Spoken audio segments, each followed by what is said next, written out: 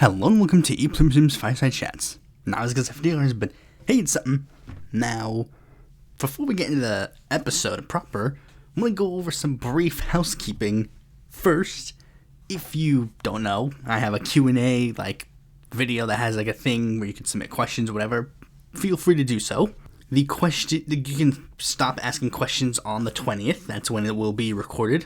But secondly, I'm in a little bit of a bind with the upcoming podcast episodes because, as well know, it is December, so I'm having a little bit of I'm in the final stretch of the podcast, and I'm kind of having a little bit of struggling. I know what one of them is going to be. The 23rd is when the Q&A episode gets released. Episode 30 is, not episode 30, but the 30th is going to, of course, be the finale. I kind of have an idea of what that episode is going to be about, but I'm having a little trouble about what the episode on the 9th and what the episode on the 16th is going to be. I am kind of spitballing some ideas in my head, but really it will only leave one of the episodes filled. So there's going to be one episode that literally will just not be filled on what it is.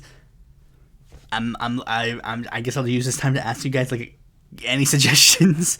I don't know, maybe you could give me if there's a political test that I haven't taken, you can feel free to submit that as a possible one for me to do, or just generally anything that could be very easy, because I am also struggling with one of the ideas that I have in my head, because it's one idea that I really want to do, but I'm having a little trouble kind of formulating it correctly. I don't really want to say it quite yet because I kind of want it to be a little bit of a surprise, but let's just say it will involve a post-mortem to an extent of the most recent election, the presidential election, because there is one particular argument that has been popping up over and over and over again, and it's an argument that a lot of people are kind of reckoning with when people think about it a little bit.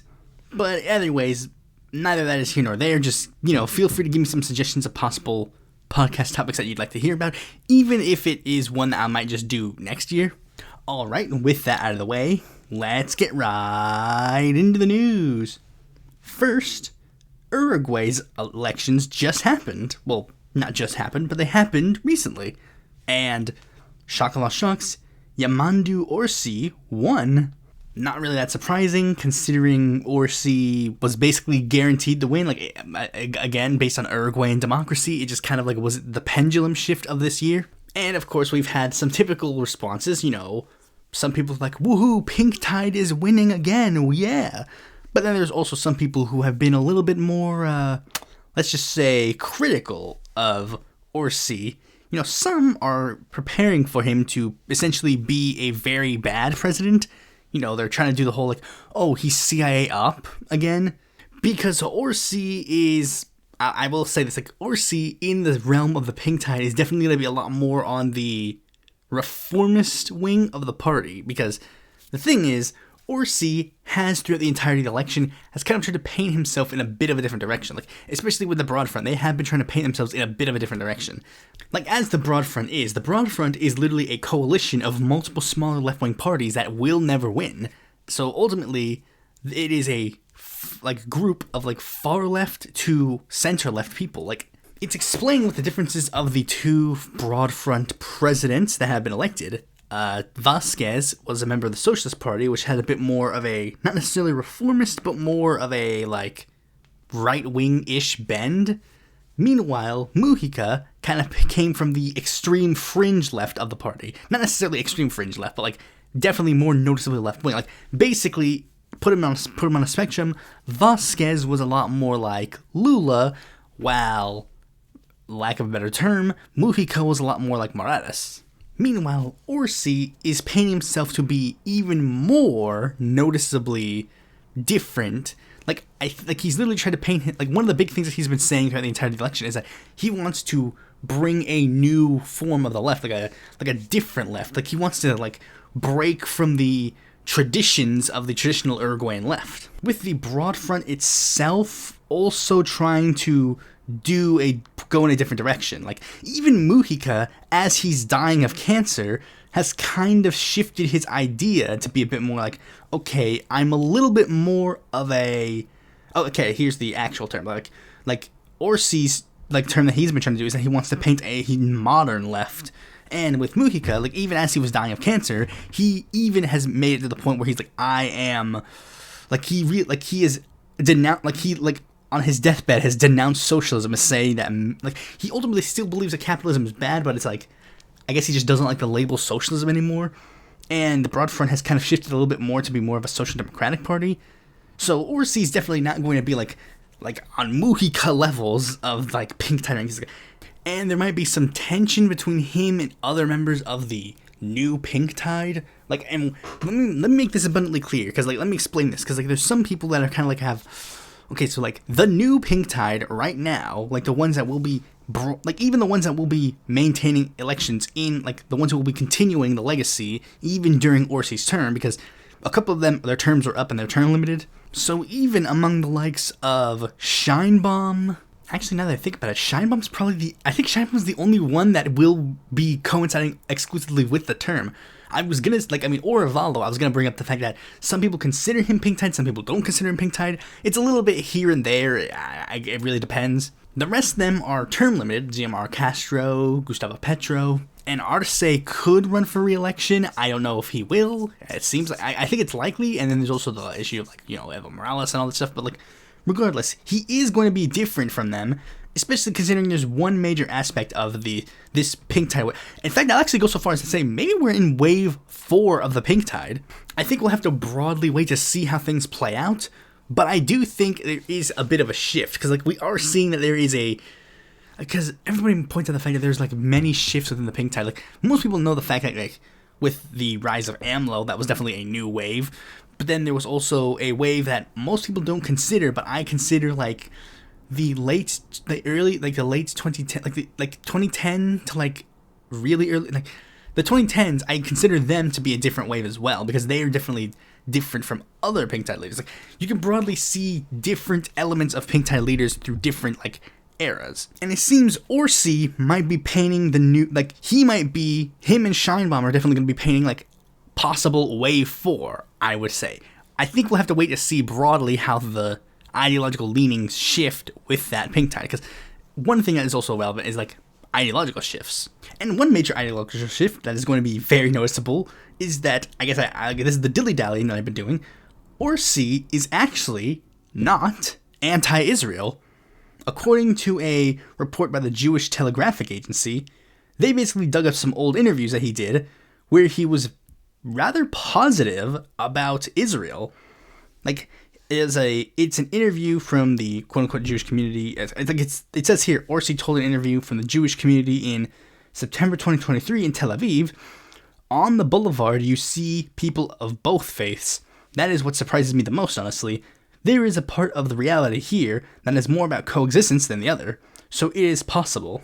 In a separate interview, he said, I am a history teacher and have taught classes on the Second World War and the impact of the Holocaust. The guide showed us and gave us details of aspects that I frankly did not know and frankly shocked me. With Orsi expanding and saying, my strategy is dialogue, I can understand that they want to impose vetoes or a kind of ideological purity of my actions. Clearly, it is not my path. Dialogue and peace and dialogue, I will not give up on that, nor on the freedom of expressions of one's opinion. But he has also basically, like, it says here, there's like one part that, like, they very smallly, like, say, like, Orsi faced criticism from pro-Palestinian leftists within his own coalition, the Broad Front, for visiting Israel in a trip that came just weeks before Hamas attacked on October 7, 2023, launching the ongoing war in Gaza. He also drew some criticism from pro-Israel Uruguayans for a tweet posted while there that highlighted the income gaps between Israelis and Palestinians in Gaza. So it's basically, I would argue that it is basically like, he is basically like Greg Kassar, where it's like, technically he's considered a Zionist, but definitely not in the same vein as, like, you know, rabid support of Israel. But we'll definitely have to wait and see in that regard. As you know, I've been making a video where I rank the pink tide leaders, but I've already made a point to not include Orsi, Sheinbaum, or even Arevalo, as I think it is very, like, I've always been fair and say that we should only rank presidents, like, we can only really truly rank presidents after their term is basically done, or at least when we have enough information throughout their term that we can kind of be like, there really isn't much that can change now. I didn't rank Trump until he left office, and I didn't rank Biden until basically when did I release that re-ranking of U.S. presidents? I think it was 2023. And in that same vein, I really can't rank or see yet until I see what he actually does. Like, will he be a turncoat? Will he actually continue a good progressive action? Like, is it going to be like a situation where it's like economically he's kind of like more centrist, but he makes up for it in very rapid social progressivism? But Uruguay doesn't really need that much social progressivism because they already had that with fucking Mujica. So we'll just have to wait and see how he plays out. Speaking of things that we have to wait and see how to play out, there's a very big news story coming from another Latin American country. And of course, it's Mexico. For those who don't remember, Donald Trump, being the smart genius that he is, wanted to institute a tariff plan on Mexico. Oh yeah, by the way, I forgot to mention this very early on. I accidentally age-gated the fucking tariff episode. Whoops. Man, why can't YouTube let me just post the video where I had a swear word in the title and a swear word in the thumbnail? What? Well, that's crazy. But anyways, Donald Trump has basically announced what his executive order on day one will be for the tariffs, basically stating that he wants to implement a 25% tariff on Mexican goods that enter the country, basically saying, hey, I won't do the tariffs if you close the border. Because Trump and fucking reactionary conservative dipshits really just have it in their mind like, oh, that the Mexican government is just sending immigrants to America, even though it's like, guys, you really do not understand how any of this works, do you? Because if you pay attention to anything that the previous Mexican president said, AMLO basically shifted the blame to other Latin American countries, making the claim, no, Mexicans are not immigrating to the United States, you're stupid and crazy. It's the ones from the other countries in Central and South America that are using Mexico as an interlude, and basically said that he wasn't going to do anything to stop them because it wasn't really his duty. But conservatives really have that whole element of like, because this is the thing, it really shows you how they understand that colonialism and all this stuff was inevitably bad, because they really do see it that way. Because I literally had this argument with someone on Twitter like a long time ago, and it's just like, I don't see a problem with this whole notion of like whites becoming a minority or immigrants coming into America. I don't see a problem. I literally do not see a problem at all. And basically the biggest thing they said was basically they were afraid that they would do to us what we did to the Native Americans. And then in the same breath, they will say, oh no, what we actually did was that we liberated America. We made it great and wonderful. It's just crazy. But regardless, Sheinbaum basically said no, and she basically just called out his bluff. She pointed out, like, this is the first thing that she did. She pointed out this fact. Mexico, you complain a lot about crime in Mexico, but we notice this thing. A lot of the illegal weapons that we see coming, like, that we see that these guys have, are from America. They're imported from America. Also going so far as to say, if you want to play that game, Trump, fine. We're going to like institute a tariff of our own. And then what happened next was that Trump posted on Truth Social basically saying, I just had a call with Claudia Sheinbaum, and don't worry, she agreed to stop migration through Mexico and into the United States, effectively closing our southern border. Like, he just tweeted that, and then Claudia Sheinbaum literally responded with, I did not say that at all. What are you talking about? Stating, quote, that they were going to just reiterate the position, we're not going to close borders, but to build bridges between governments and people. Like, this is the thing that is so fucking stupid for a lot of, like, this is going to be, like, all this story is really a multitude of things. First, let's just go over this. The fact that she got Trump to basically just, like, chicken out at the last second is kind of funny, and a lot of people, like, find that interesting. But one big thing that I think a lot of people, like, this is the thing that a lot of people have noticed and have brought up about this fact, and it's the fact that a lot of conservatives in America are really fucking stupid. Because one of the big things I've been seeing online is, like, there's a picture of, like, Trump saying, close the border, and Sheinbaum, painted in a very, very unflattering light, making her both fat and have a giant nose. I wonder what they're trying to say about her. And she says no, and then they say, fine, I'm going to institute this tariff. And then she says, I institute a tariff of my own. And they're trying to paint her, like, I don't understand this thing. It's like, and there's even this one Twitter account that literally said, like, institute a 30% tariff. Mexico thinks we need them. And it's like, guys, you don't understand. America benefits more from Mexico than Mexico benefits from America. And this is the thing. Sheinbaum is the first Mexican president in a long time who knows this. And this is why I'm enthusiastic about this. Because this is what I've been wanting for years. I've said this before. A lot like liberals and like conservatives in America want Latin America to be puppets of America, the West. Tankies want Latin America to be puppets of the East. I don't want Latin America to be the puppets of anybody. I want them to finally acknowledge that they are the ones with all the power. Same thing goes with Africa. I want them to finally realize, wait, we have the power. We have the resources that you guys want. So this time, no, shut up.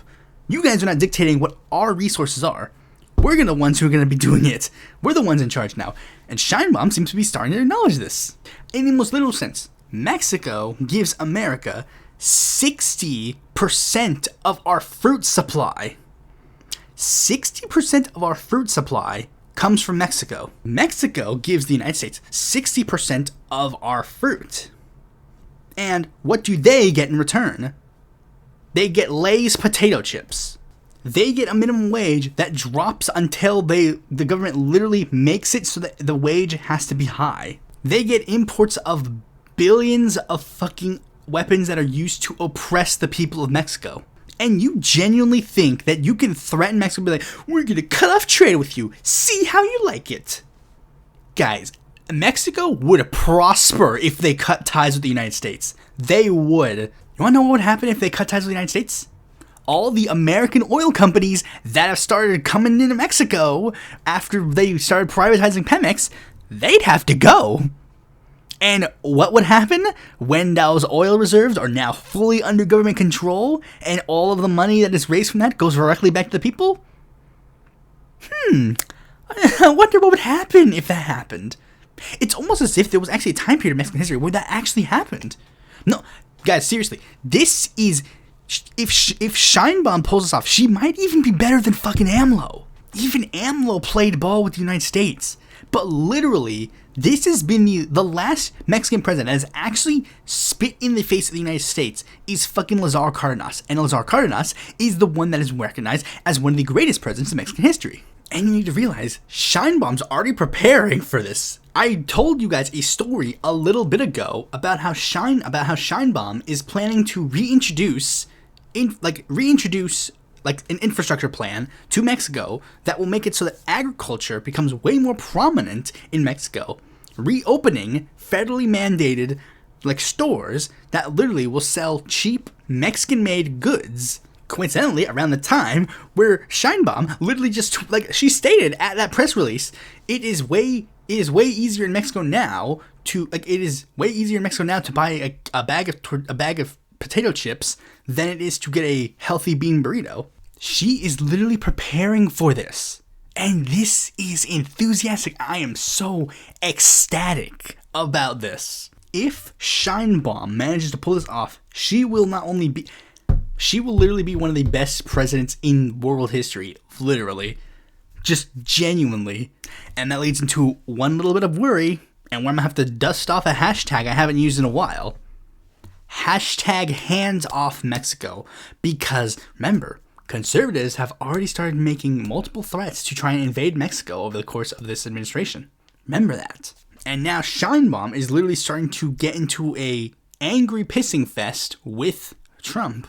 So keep that in mind, guys. Keep that in mind. Speaking of things to keep in mind, there is a Florida Republican candidate who is, I think this is Matt Gaetz' seat, this is either Matt Gaetz' seat or one of the seats, or there's a different guy who's also resigning to join the Trump administration. Well, Gaetz isn't running anymore, but you know what I mean. But there was another Florida House seat that's opening up, and it is a very interesting person. His name is Randy Fine.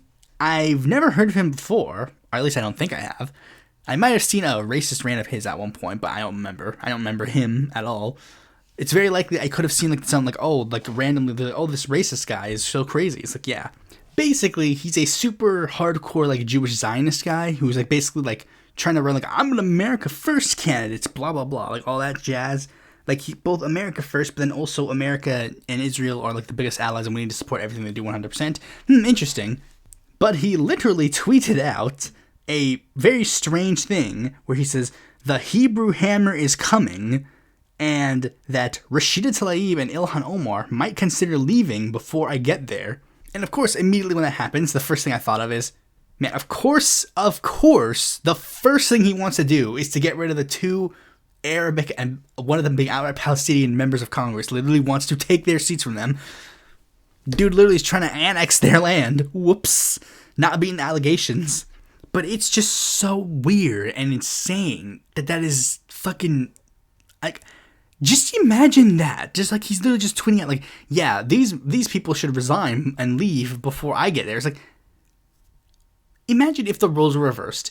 If a Democratic congressman like was running in a special election to like get to like and was gonna like be opposed to Randy Fine and was gonna be like, that guy better get on a train before I get into Congress. It's like, would that not be insane to say and publicly do?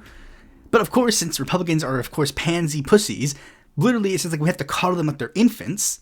Randy Fine can say whatever the fuck he wants about Rashida Tlaib and Ilhan Omar, and we're supposed to just be like, aw, little, aw, it's so cute. Like, that's what it's supposed to be. I'm sick and tired of fucking coddling conservatives like they're fucking infants. Anyways, there's not much else I could say on that, except for one funny tidbit, because I saw there was a person who was running in the Republican primary against him, who literally tweeted out something along the lines of like, I want to run because I'm sick and tired of that piece of shit Randy Fine, and I was just curious, especially considering like, the candidate in question was a person of color, so I was like, oh, that's interesting. And then I clicked their page. The first tweet that I see on their feed is literally a tweet about Pornhub, and it says, take a wild guess who owns Pornhub. And of course, as a person who literally did a fucking research project on the fucking alt-right literally earlier this year, it's like, oh no, I know where this is. I've seen the memes before. It's like, check the early life section. And sure enough, all of the comments were literally Jew-baiting. Then I click his feed and it's like, look at all these members of the United States intelligence agencies that have Israeli citizenship. It's like, okay, that's, wow. Like, this is the world we live in, where it's like, these two people could run in the GOP primary and just be like, yes, one is a hardcore Zionist and one of them is like a fucking Nazi. Wow, that's crazy. Speaking of crazy, this was something that a lot of people were pointing out that is really just kind of like, a lot of you guys really just set yourself up for disappointment when this came out, because this is basically what happened. Like, Bernie Sanders tweeted that, like, he sent an email to a lot of people, you know, and basically it was of course like a post-mortem of the election, you know, like a lot of people were doing, but it was basically worded in the form of multiple questions. I guess I'll just read the email because I actually do have it. I didn't see it. I think they just throw the Bernie Sanders messages in spam now, but basically here's the whole email in full. Tough times. The American people understand that our economic and political systems are rigged. They know that the very rich get richer while almost everyone else becomes poorer. They know that we are moving rapidly into an oligarchic form of society. The Democrats ran a campaign protecting the status quo and tinkering around the edges. Trump and the Republicans campaigned on change and smashing the existing order. Not surprisingly, the Republicans won. Unfortunately, the change that the Republicans will bring about will make a bad situation worse, and a society of the gross inequality will become more equal, more unjust, and more bigoted. Will the Democratic leadership learn the lessons of their defeat and create a party that stands with the working class and is prepared to take on the enormously powerful special interests that dominate our economy, our media, and our political life? Highly unlikely. They are much too wedded to the billionaires and corporate interests that fund their campaigns. Given that reality, where do we go from here? That is a very serious question that needs a lot of discussion in the coming weeks and months. How do we expand our efforts to build a multiracial, multi-generational working class movement? How do we create a 50-state movement, not politics based on the Electoral College and battleground states? How do we deal with Citizens United and the ability of billionaires to buy elections? How do we recruit more working class candidates for offices and levels of government? Should we be supporting independent candidates who are prepped to take on both major parties? How do we better support union organizing? How do we put together listening sessions around the country that intentionally seek input from people who did not vote for Democrats in the last election? How do we best use social media to build our movement and combat the lies and disinformation coming from the billionaire class and right-wing media? How do we build sustainable and long-term issues-based organizing structures that live beyond individual campaigns? These are some of the political questions that together we need to address, and is absolutely critical that you make your voice heard during the process. Not me, us. That is the only way forward. Solidarity, Bernie Sanders. Now, most people that's kind of just like a general, most people also made this big comparison, like, oh, Kamala Harris's emails, and basically like saying like, hey, give me money, please. Meanwhile, Bernie's is more of like just all those questions. But most people were very much concerned or interested about this question. Should we be supporting independent candidates who are prepared to take on both parties? Which made people start speculating, Bernie Sanders might be making a third party? I never once thought that was the case at all. And as is very obvious, Bernie Sanders basically announced, no, not right now, no. Like, no, that's not happening. With Sanders basically saying in an interview, like, he basically just said the thing that I knew. I kind of, like, when I first heard that, I kind of, like, did think in my mind, like I thought for a second, like, was he going to form with a new party? I didn't think it was very likely. I thought the most likely scenario is the one that ended up happening, where Bernie Sanders basically just said, where it is more advantageous to run as an independent outside the Democratic Party process, we should do that. Particularly citing Dan Osborne's recent electoral quote-unquote success in Nebraska. With it basically just kind of being like, yeah, Bernie's just probably going to back a lot more independent candidates in the upcoming elections. Which I'm not opposed to necessarily. Like, I mean, again, really, I just care about winning. Again, however we win, I don't really fucking care. Like, I don't care how we win. Like, I don't care if there's like a massive fucking like strategy of like running progressives in Republican primaries and managing to sneak in. Bro, if that works, fine, that works. I literally just want to win and want to potentially save the world of, like, a fucking impending climate crisis. Any way it works, I don't care. Speaking of not caring, let us move on to the main topic of this episode. A thing that I didn't care, and I didn't want to care, and I thought I had an out. I thought that with my scheduling, just like, yes, I have an out to not make this episode. I can avoid making this episode. But when I think I'm out, he pulls me back in. And this is even, like, technically old news, even for, like, the reason why I'm making this episode. But basically, yeah, like, Nevada garbage trucks, who recommended I make this episode after I said I was going to make this episode, consider yourself lucky that you finally get the episode you wanted. I'm finally here to talk about Allan Lichtman and his bullshit 13 keys. First of all, I guess some of, like, for those who don't know, I guess you want to know, who the fuck is Allan Lichtman? Which, come on, you guys know. You all know. Everybody who's been paying attention to elections, you guys know who Allan Lichtman is. But Allan Lichtman is a historian who in the early 1980s teamed up with Russian geophysicist Vladimir Kalisbrok to create a political prediction system that would model the system that was used to predict earthquakes. Basically, he went through all of the elections from 1860 to 1980 to create 13 keys that he said would be good predictors of an election. In fact, he basically argued, he tried to make the case that this model would actually be more accurate than polling. My guess would be citing various polling discrepancies in the United States, such as the case where remember, we all know this classic story where, like, very early polling from, like, the 1930s, like 1936 to 1948, polling was so bad that they kept predicting wrong winners. Basically, in the form of 13 true or false statements that judge the incumbent administration. If 6 or more of the keys are false, then that means the administration is unstable and an upset would happen. 5 or less means that they're doing a good job, so they get to stay in. The keys are as follows. Party mandate. After the midterm elections, the incumbent party holds more seats in the U.S. House of Representatives than after the previous midterm elections. No primary contest. There is no serious contest for the incumbent party nomination. Incumbent seeking re-election. The incumbent party candidate is the sitting president. No third party. There is no significant third party or independent campaign. Strong short-term economy. The economy is not in recession during the election campaign. Strong long-term economy. Real per capita economic growth during the term equals or exceeds mean growth during the previous 2 terms. Major economic change. The incumbent administration affects major changes in national policy. No social unrest. There is no sustained social unrest during the term. No scandal. The administration is untainted by a major scandal. No foreign or military failure. The incumbent administration suffers no major failure in foreign or military affairs. Major foreign or military success. The incumbent administration achieves a major success in foreign and military affairs. Charismatic incumbent. The incumbent party candidate is charismatic or a national hero. Uncharismatic challenger. The challenger candidate is no charismatic or national hero. And starting in 1984, he would use those keys to make predictions of the election. And his model has been used by some people ever since, because he technically has a high accuracy rate. Let's not count the retroactive examples, because those don't really matter. But since he began the model, before 2024, he had an 80% accuracy rate. Not bad, not bad.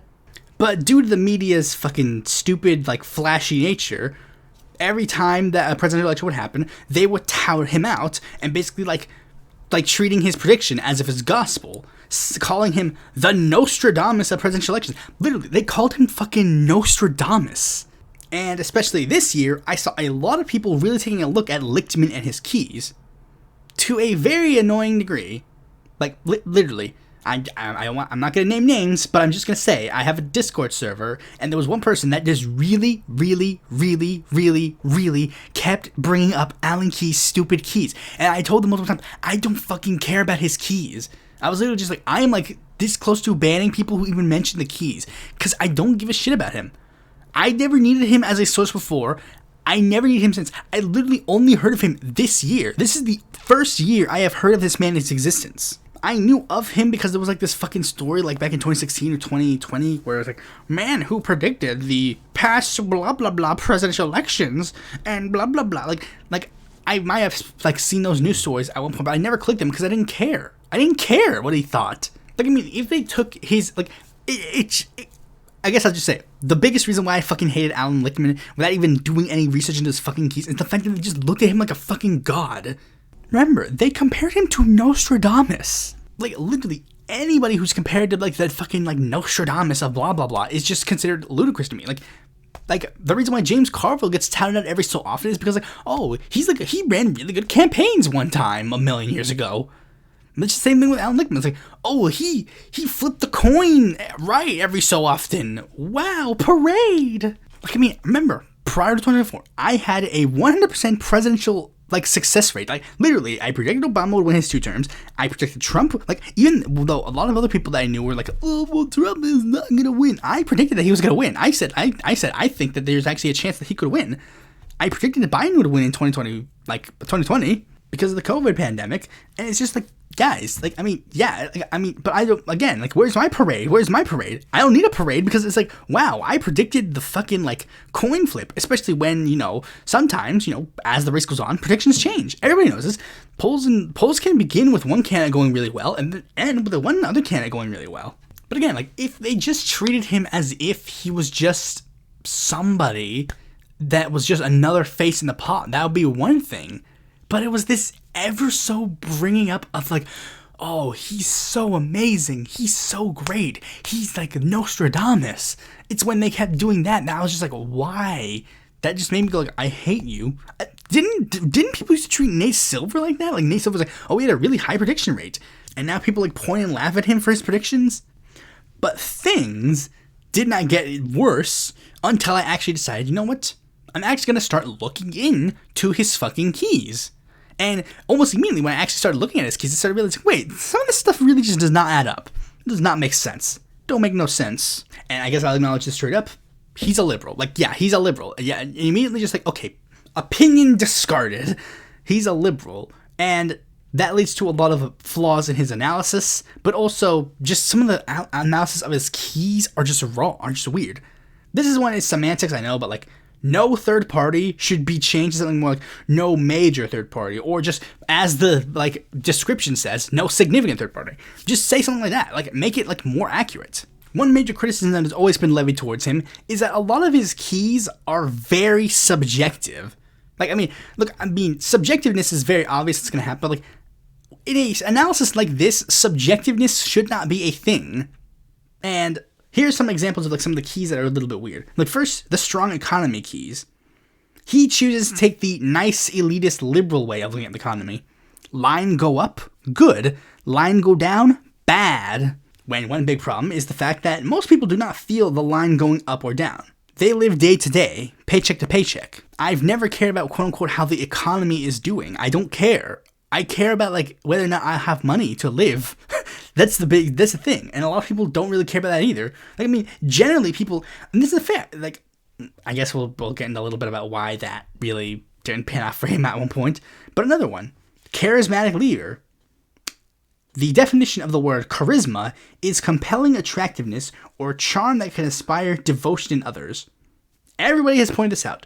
This key is literally the most subjective key out there.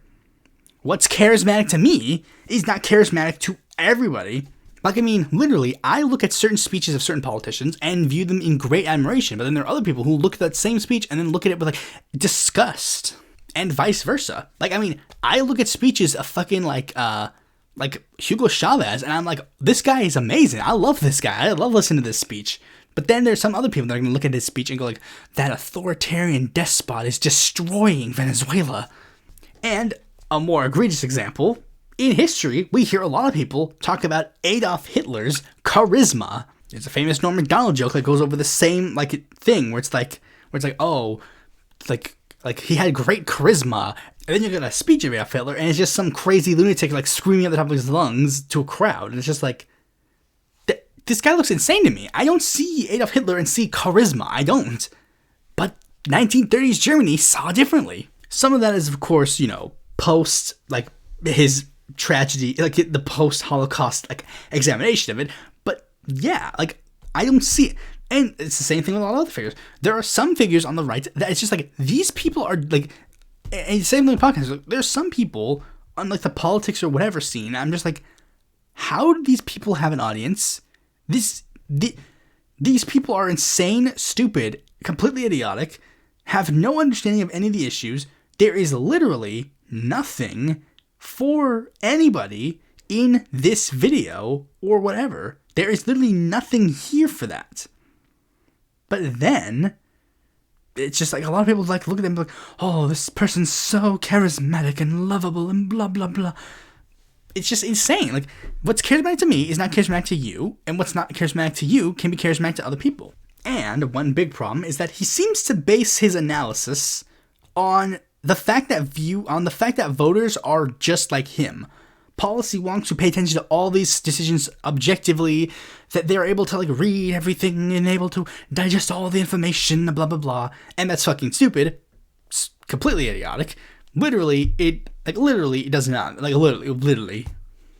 But here's another thing. Like, with everybody treating him as, like, this big magic figure, I would expect his analysis, his, like the keys, I would expect them to be somewhat, I would expect them to be, like, at the very least, like, really, really infallible. Like, not necessarily infallible 100%, because, again, people can get predictions wrong, you know, whatever, but at least have some big, like, at least be whatever. Especially considering, like, his big thing is, like, I'm trying to be better than polling.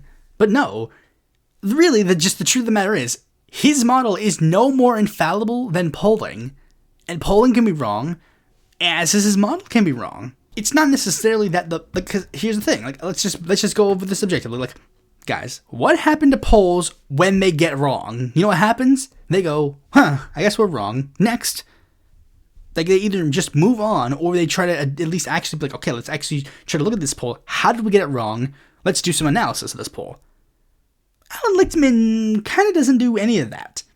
It's his response to when he gets things wrong that really irk me. That really, really irk me.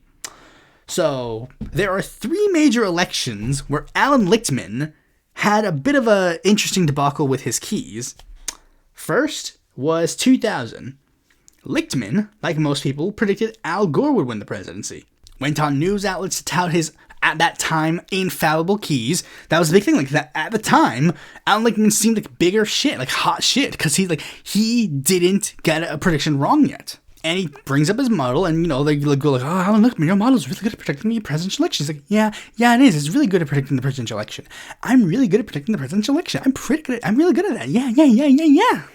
And then, oops, Al Gore lost. Uh-oh. So Allan Lichtman was wrong. He got his first prediction wrong. And what did Allan Lichtman do when he got his prediction wrong? Did he go, let me take some time to self-reflect, figure out how my model was infallible, how my model was wrong, how I could actually adapt my model for the future? Nope.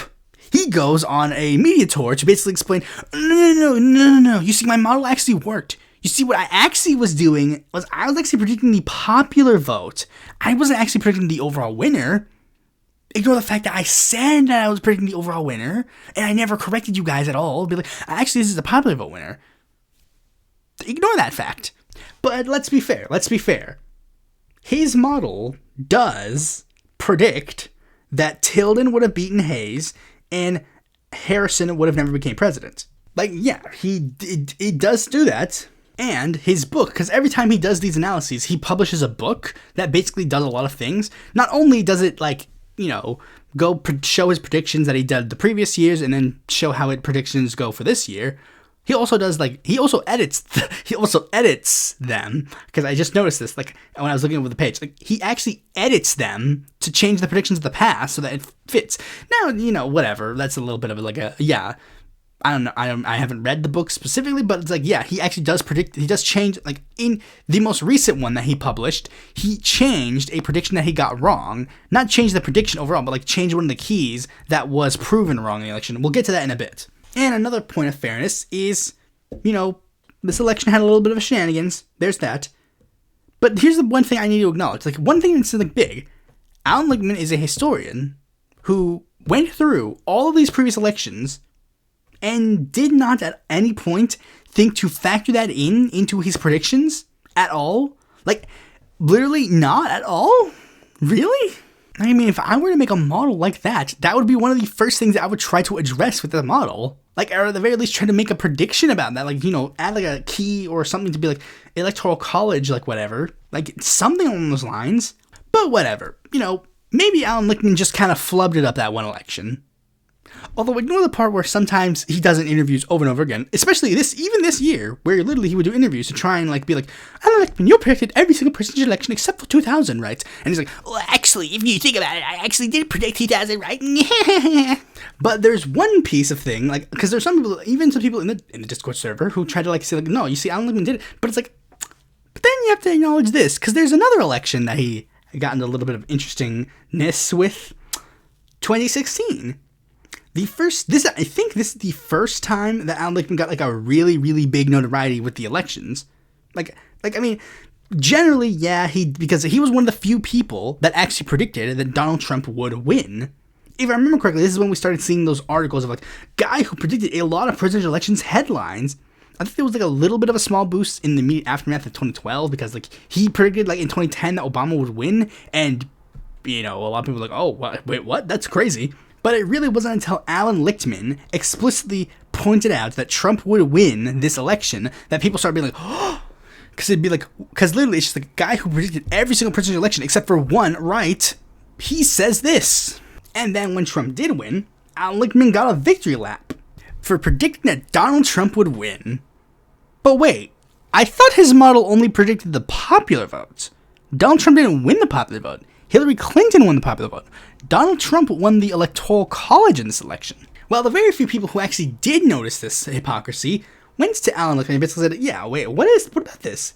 To which Allan Lichtman responded with, actually, after the 2000 election, I switched my model. I changed my model to be about the overall winner rather than the person who won the popular vote.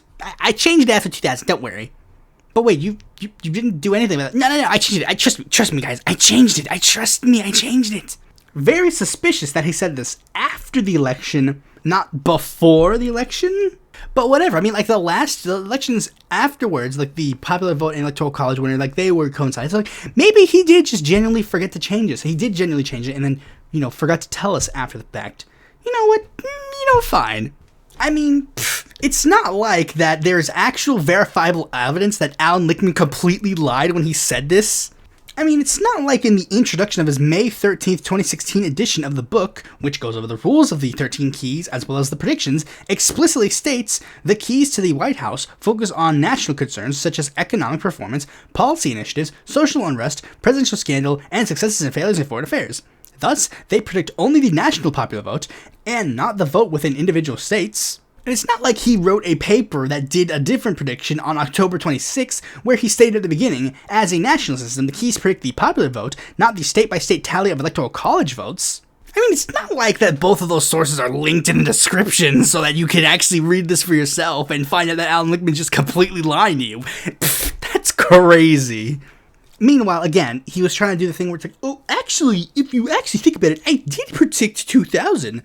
But it's just like, no, you can't claim both. You can't claim both because you're clearly lying. In the lead up to 2000, you neglected to mention that this was about the popular vote and kept going on, oh, winner. This is all about just the winner of the election. Then in 2016, it's like, oh, you see, well, actually, I changed my model to do about the overall winner and not the popular vote winner, even though you literally explicitly stated that you only do the popular vote winner. Like, he tries to make that claim so he can claim both, but it's like, in my viewpoint, you can't claim either. You get both of these wrong because you didn't predict it right. That's an objective fact. Like, you all can fight me on this. I don't care. Allan Lichtman cannot claim 2000 or 2016 because if we're to go purely by what the model itself says, he did not get 2016 right. If we were to go by what he says the model is, then we can't claim 2000 is right. He can't even claim 2000 right as well because he lied and said, "Oh, it's actually it's the vote." It's like, again, he literally just changes the keys whenever he fucking wants. But the biggest fall of grace, which is very glad to see, was in 2024. This is the year Allan Lichtman's model became a very huge thing online in this election, and Lichtman fucking ate it up. Like, he loves being in the spotlight. The man loves being in the spotlight. That's all he wants. That's all he wants. He wants those like fucking 5 minutes of fame where he's like, yes, I'm on TV. People pay attention to me. People like me. That's what Allan Lichtman wants. And with the internet age, now he can get that anytime he wants. He started a YouTube channel, started getting like, yes, it's me. Especially with all these like fucking like minor like fucking people on like fucking election Twitter that like treat him literally like his fucking king. Socially inept fucking children who are just like, yes, Allan Lichtman, we love you. Like, I hate election Twitter so fucking much. You were all just a bunch of inept children that literally just need to go outside and touch grass. Literally, just genuinely. Making a county map of fucking France is not a personality. And this is when Allan Lichtman decided to kind of step in to kind of be like, okay, now he's actually gonna, he got so high in his hubris. He was Icarus flying in the sky because he actually decided to use his model to actually try to actively get involved in the presidential election process. A rarity. Like, he actually tried to, like, it's like the fucking, like, the documentarian who steps in. This is the first time it's ever happened. Where when Biden was fucking up due to his dementia and dying, the Democrats were starting to talk about, maybe we should swap Joe Biden.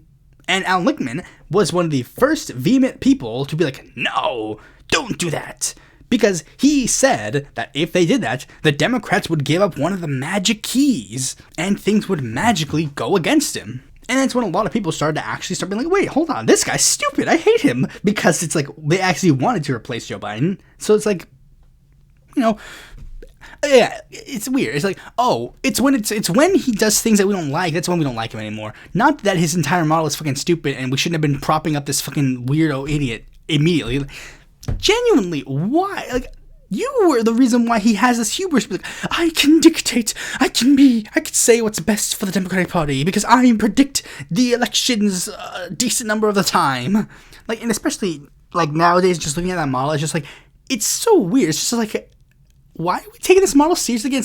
It's like literally, I think the description of Wikipedia for his model now is like, the 13 keys are a presidential model that predicts some of the presidential elections. Like, why are we taking this model seriously if it's not like it's gonna be like a very infallible model for us to trust it to like use in this model, like, really. But then what happened? The switch happened. Allan Lichtman made his predictions, and despite his crying, pissing, and shitting, Kamala Harris was the one he predicted would win. And well, I wouldn't be bringing this up if she did. I would be doing this episode if she did. And I was ecstatic just for this Allan Lichtman part because it's like, I was so ready. I'm just like, yes, finally, we can stop taking this fucker seriously. Finally. And finally, maybe he can just be like, you know what? Maybe he will actually be able to we can't do the BS. We can't do the BS of like, oh, well, she won this and not this. Like, no, she just lost both the popular and electoral votes, just blatantly. So he can't pull the BS of like, oh, well, you see my model. If you actually think about it, if you squint really hard and look closely and like zoom in, it actually works and it's actually accurate. Like, no, you can't do that this time. And I finally was like, okay, maybe Allan Lichtman will change. Maybe he will. Maybe he will. He did say in one of his post-election interviews, I am always open to new possibilities and am not so arrogant to assume that the keys will hold forever. It's not accurate given his past, but, maybe he's changed this time. So, did he finally admit that the keys were a flawed system? Did he finally go, okay, I'll actually try to restructure my keys, I'll try to do something better, or blah, blah, blah? Nope! No, not at all. He just continues to do the thing. Like, it's just so blatantly fucking dumb that it's just like, he literally just says, I am always open to new possibilities, and that's so arrogant to assume that the keys will hold forever, and then every time the keys are proven fucking wrong, you always feel the need to defend them. While he admitted his predictions were wrong, he was like, no, everyone else was wrong. But my keys, they still work. Despite the fact that they literally didn't, and his post-election analysis had him state, it's just like really weird. It's like, he's literally went so far as to blame the voters for not following the keys. It's just like, that's not how it works. The keys are not the thing that the voters follow.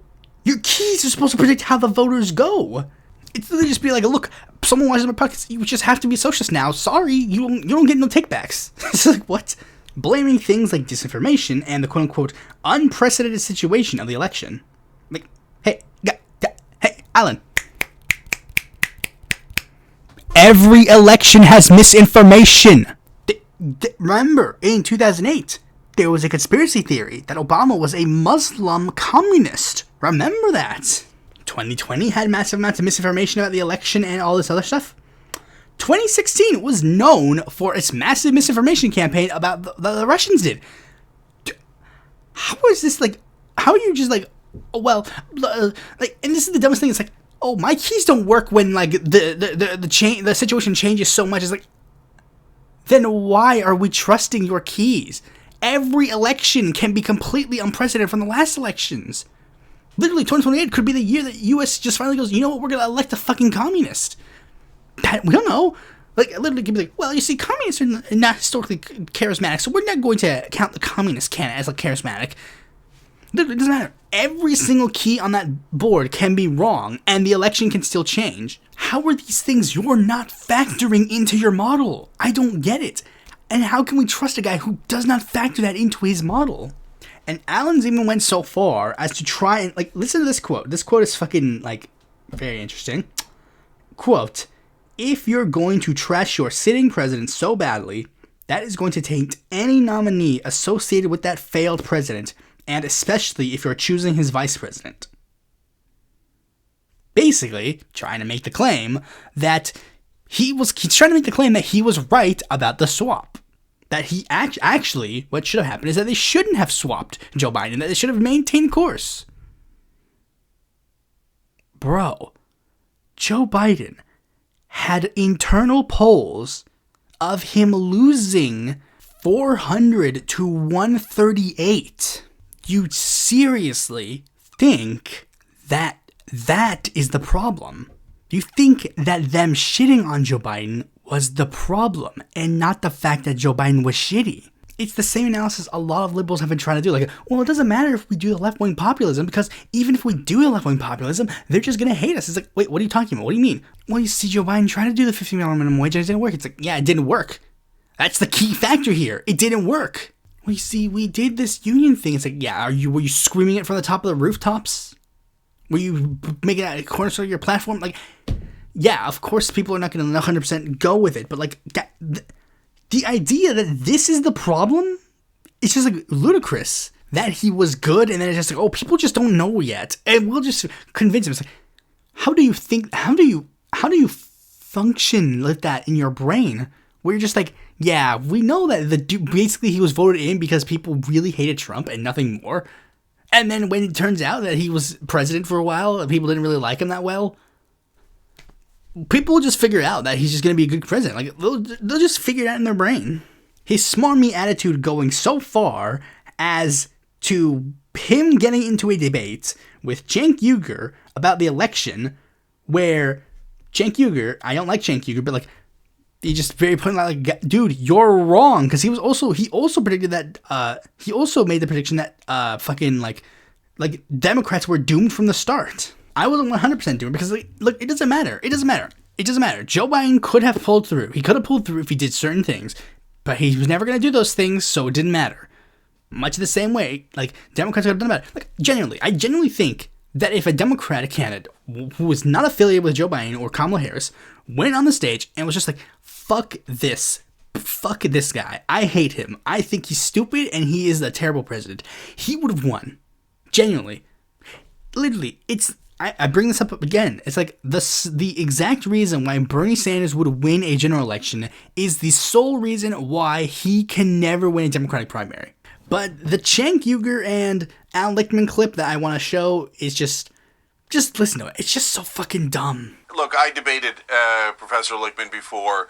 I told him his theories about the keys were absurd. I was right. He was wrong. I said he'd lose his keys. No, you were Couldn't not find right, them and before I the was election. not wrong. And that's a cheap shot, and I won't stand for it. Well, who won, brother? You should not be Who taking won? cheap Who shots won? at me. Who You won? want to make your You point, live make your in a point. total Don't make it world of personal. denial. I read your own followers' comments, and they all trashed you, every one of them, and supported me. So quiet with your personal attacks. Come find out again. Make whatever point you want. Don't make it personal. You don't know anything.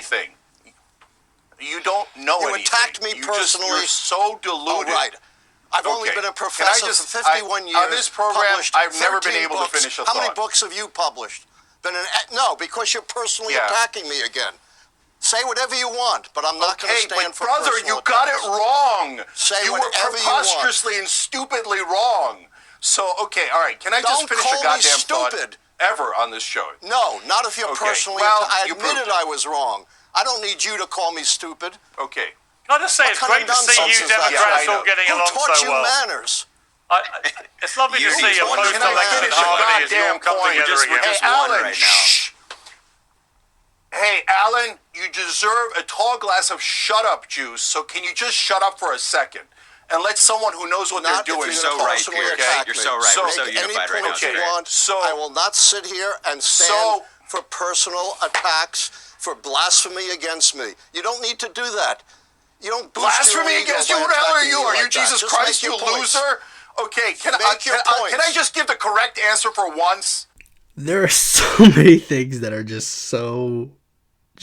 so fucking off about that clip. Like, for one, I hate everybody involved in that clip. Cenk, Piers Morgan, fucking Allan Lichtman. But two, just funny, just like I was re-listening to it just so I could do just to make sure I got everything right. But like the tall glass of shut up juice. but like the one thing that just really kind of like is just good for me to show you is the reason why I showed that clip is basically because like, listen to how Allan Lichtman talks. I wrote this many books. I've been an author. I've been for this many years. So how many books have you published?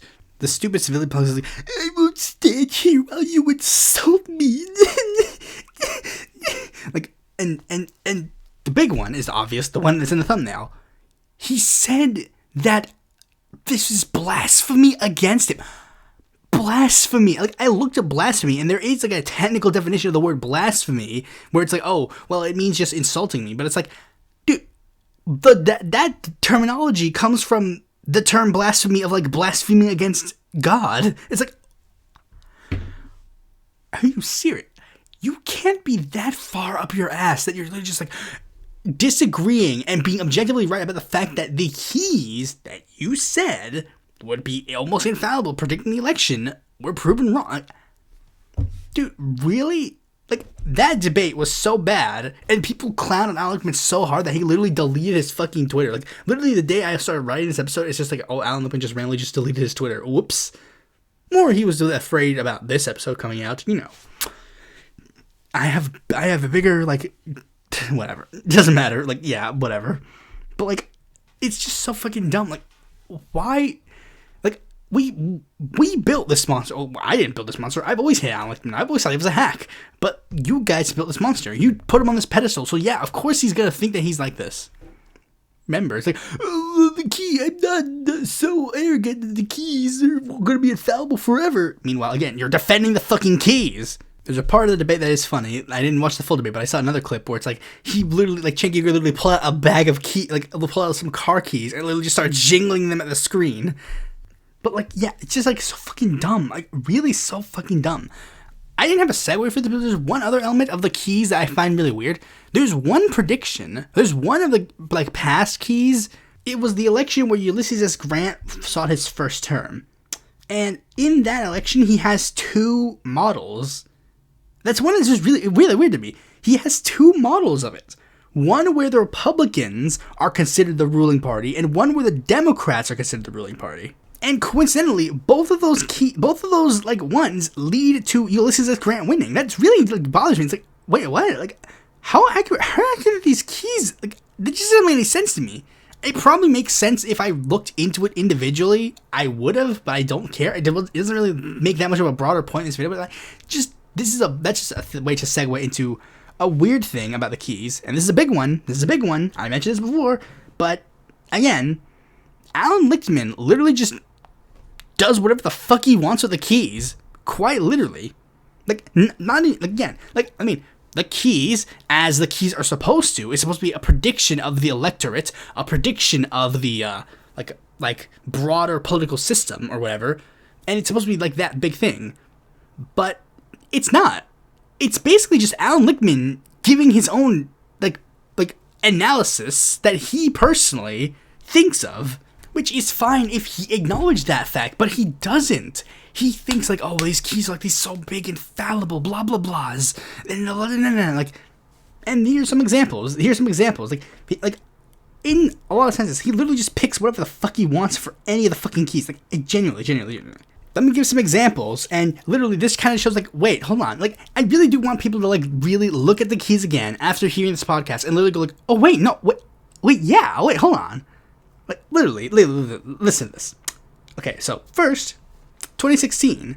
2016 had a little bit of a issue, because Allan Lichtman actually had an interesting thing about 2016. He made the prediction that Trump would win, quote unquote, and he made that prediction even as the keys weren't really filled. Okay, so first, listen to this one. During the 2016 election, he said that the third-party key was false. Like, it was actually interesting. It's not going to say it on the Wikipedia now, but it's going to have a little addendum next to it. But the key was when, like, in the October prediction, he said that the key was false. Because he predicted that Gary Johnson would get at least 5% of the vote, or a little bit more than that, because of the polling that was going on in the election at the time. First of all, pause. Your keys are supposed to be an alternative to polling. Why is polling being used to factor into your keys? Second, and this is an interesting one, he actually did not, like Gary Johnson, did not get over 5% of the vote. And due to that fact, ever since then, he has published the key as true for no third party. Like, that's an interesting one, especially because like, that really does seem like a one that you would think would be one that would still be false on this key. But here's what he says. He states that no single third-party candidate got above 5% of the vote. And that's how he views the keys. Like, he's like, oh, you see, in order for this key to flip, you need one third-party candidate who gets over 5% of the vote. Multiple third parties in the race that have a sizable amount of vote, that doesn't count. You know, 1912, you have Teddy Roosevelt. He doesn't use Debs to factor in that key. Okay, you know, again, it could be fair point. And remember, he says like, a singular third-party candidate needs to get above 5% of the vote. Keep that in mind. That is how the key flips. And if you scroll through the chart on the Wikipedia that has all of his predictions, it seemingly fits. You know, Ross Perot makes the key go false. John B. Anderson makes the key go false. Breckinridge makes it go false. La Follette, Roosevelt, George Wallace. But then there's one more election on there. 1948. That one has the key false. Because Strom Thurmond and Henry Wallace ran bids against Harry Truman. But wait, I thought in order for the key to flip, one singular third-party candidate had to get above 5%. Henry Wallace got 2.37%, and Strom Thurmond got 2.41%. I don't think either of those numbers are 5. In fact, when you add the numbers, it's a little under 4%, like a little under 5%. Like, again, not 5. It's not 5. 4.78. Interesting. I thought your key, you said Canada had to get at least 5% of the vote. You said that. That's how it considers major third-party. That's how it's considered a third-party candidate in the race. And what's worse is, again, this is such an easy fix of the key. This is literally so easy. Again, simply edit the key to be no major third-party candidate. And you can allow more nuanced examples in the race. Quite literally. Because here's the fact. Like, as a person who looked into third-party candidates for a long period of time, third-party candidates, like, just because your number is big does not mean you're a notable third-party candidate. Which of these third-party candidates is more notable? Ralph Nader or Gary Johnson? The answer is very obviously Nader, despite the fact that Johnson got more votes. Like, we can use this factor, like, okay, maybe in this election, this third-party candidate could actually be more valuable than the other ones. Like, maybe, like, again, like, it's not necessarily just the numbers or the polling-wise, because that's another thing. It's like, weirdly, like, it's like third-party candidates are treated like that, but, like, no, in this model, we treat all the major party candidates in these weird abstract ways, but the third-party candidate, we have to treat them, like, exclusively by their number percentages. When if you actually use this version of the model that I have, which is stupid, again, so is the whole model, he actually would have predicted that Bush won, because then it would have flipped this key, and then it would have went to, like, Bush. Another thing that's interesting about his 2016 one is that he actually left one of the keys blank for the race. He chose to leave the no primary contest key blank in the election. Really? Really? You couldn't figure out if the 2016 Democratic primary was worthy of the you couldn't decide if the Democratic Party had a primary that year. Really? You couldn't think that? You couldn't figure that out? And there are some people who are going to defend Allan Lichtman. They're going to be like, no, he actually means the convention. No. Because here's why that's bullshit. He says that in order for according to his rules, that in order for it to not be a contest,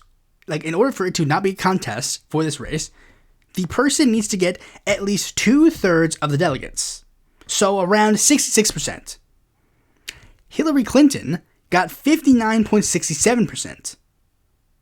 Like, that's under the number that it says it's not competitive. So clearly, it was competitive. The BS that he was doing was that Bernie Sanders didn't actively campaign against Hillary Clinton at the convention, which isn't even necessarily true. Like he kind of, during the campaign, even as the campaign was winding down, he literally was trying to actively get delegates to go vote for him. He was trying to get super delegates to be like, look, your state voted for me, so I think you guys should vote for me.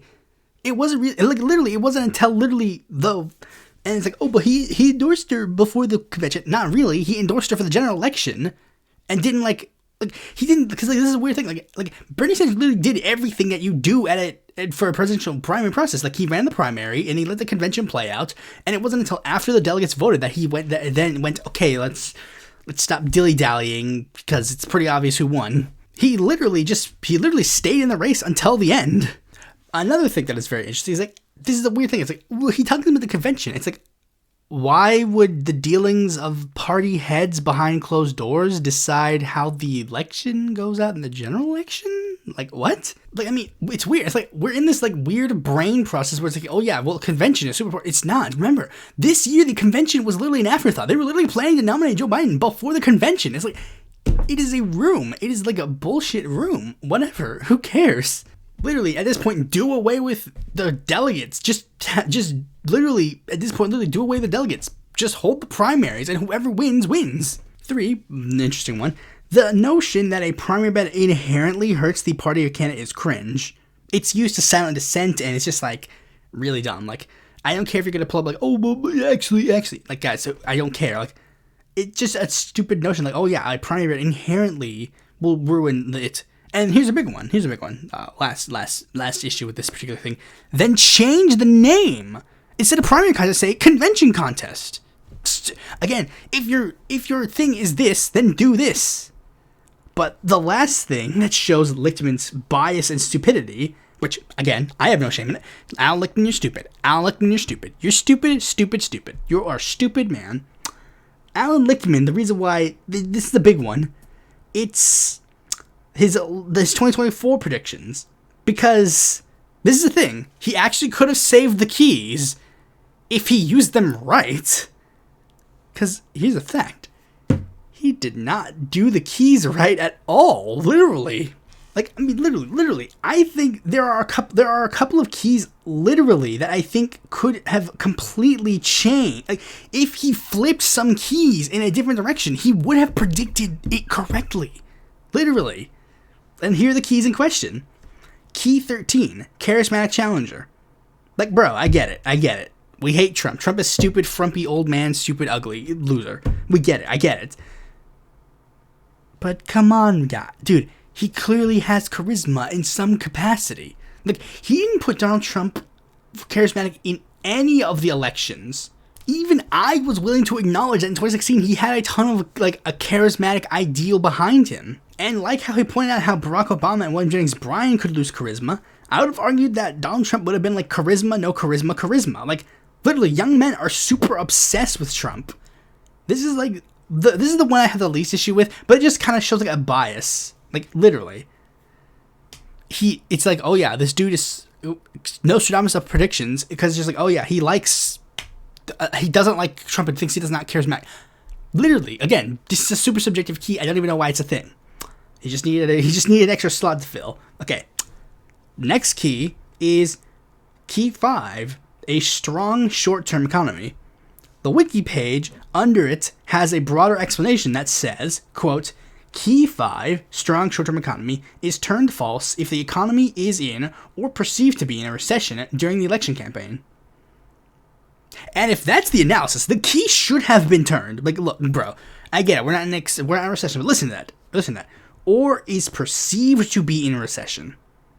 The American people think that the economy is shit right now. But Allan Lichtman goes, no, the line go up. People don't see the line. They don't see the line. People see the day-to-day struggles. Despite the fact that inflation now is only 2.6%, they still feel the 9.1% inflation rate. But since it didn't fit into his specific criteria of what a bad economy is, it was like, no, you see, economy do good. And that's one thing. It's just like, stop using the line as a measure of how good the economy is doing. It is just clearly not how most people work with. Okay, dude? Okay. Next key. Key 8. No social unrest.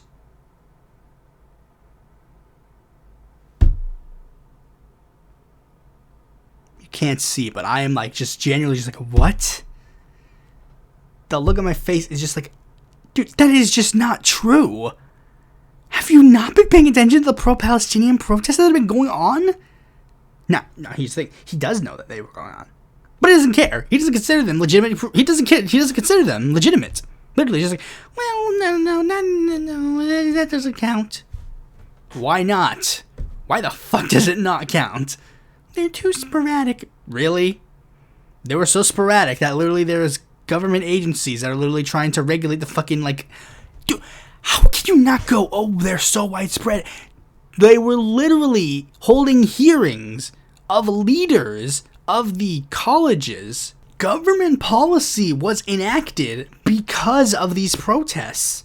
Not for the Palestinian cause, but for this. These protests had a direct connection to the Democratic nominee dropping out and getting replaced. Like, really? How do you not then go, well, like, I don't get it. I do not get it. I do not fathom how he's just like, no, this doesn't count. Actually, I do know. It's because he's a liberal. And much how liberalism is like, oh, you see, activism of yesteryear is good. Activism of today is bad. Lichtman does not see the issues of the Palestinians as a major issue, so he does not consider it major. he will, of course, praise the civil rights movement 100% always. But then when it comes to civil rights movements of today, that's not a factor. That's not a factor. No. It's weird because he literally acknowledges that Biden's stance on Gaza hurt him in this capacity, but for some reason, it affects one key, not the other. And now the last key, this key, 100%, it's just like, when I saw this key was actually this way, I'm like, I was shocked. I was just like, what are you talking about? Especially considering when I actually read the fucking analysis of it, and it's just like, oh my goodness, this guy is fucking brain dead. How in the hell did we take this long to not kick him to... How does this man had a career for 40 fucking years as a presidential predictor? How? Listen to it. Key 7. Major policy change. Allan Lichtman had the balls to put this key on true. Let me say this again. Allan Lichtman, when faced with the statement, did Joe Biden implement a major policy change, said true. It gets better. Do you want to know what he thinks that major policy change was? The Build Back Better plan. You know, the bill that was literally watered down so much that it basically died. Don't you guys remember how... This is the dumbest thing. It's like, guys, don't you remember the controversy about the Build Back Better plan where they literally split up into 2 bills, one of them being the infrastructure bill and the other one being the Build Back Better Act, and then they passed the infrastructure bill and killed the Build Back Better Act, the one that is named after the Build Back Better agenda. You're really going to get and then go with that, see all that, and then go, oh, well, you see, it actually was a positive approval. It wasn't. All of the good things that would have been major policies were thrown away with the act. The bipartisan infrastructure bill, it literally does not matter. It literally, bro, Cinema and Manchin and the dinos literally killed the Build Back Better plan. It's just so fucking dumb. He literally thought that this was a big thing, even with all of the bullshit and watering down. And, like, again, the Blue Dogs literally put this bill and killed it in front of our eyes. And then Lichtman just like, no, you see, this is good enough. It's not. Like, how in the world did you actually think this is good enough? Like, big, major policy change needs to be major policy change. Obamacare is major policies. Social Security, Medicaid, Medicare, those are big policies. Like, if he even did something like a $15 minimum wage or something that would have actually benefited normal people, then that would have been considered a major policy change. But how in the fuck was the Build Back Better plan that? But you see, actually, if you read the bill, if you read the bill that was passed, it's like, I don't care. I guarantee you that none of that is going to affect me at all. I guarantee you. And it doesn't even matter because Biden had a specific plan for the Build Back Better plan. He sent the bill to Congress and said, this is the thing that I want you guys to pass. Dinos then went and just threw it in the garbage can. Exactly how did you think that was going to help Biden in the election? People didn't see or feel the fucking bipartisan infrastructure bill or at all. Like, they don't feel that. Like, literally, remember Republicans are literally going around with, well, look at this thing that just passed. It's like, oh yeah, this was passed in the build bipartisan infrastructure bill that they voted against. It's like, guys, American people are not going to feel that. Biden needed to literally do the thing. Like, remember, that's why Obamacare is literally this big thing. Obamacare is because Obama did it. Obama takes credit for it. A major policy change needs to be something so big and so drastic that you cannot argue against it even existing. And Biden does not have that. So yeah, that's basically all I gotta say about this. Allan Lichtman's a hack, and I'm glad that he's finally retiring or whatever, or gone. Literally never come back, you piece of shit. Thanks for watching this video. Be sure to like, comment, share, subscribe, and click the bell to notify the future video when it comes out. And if you want more content from me, consider supporting me on Patreon.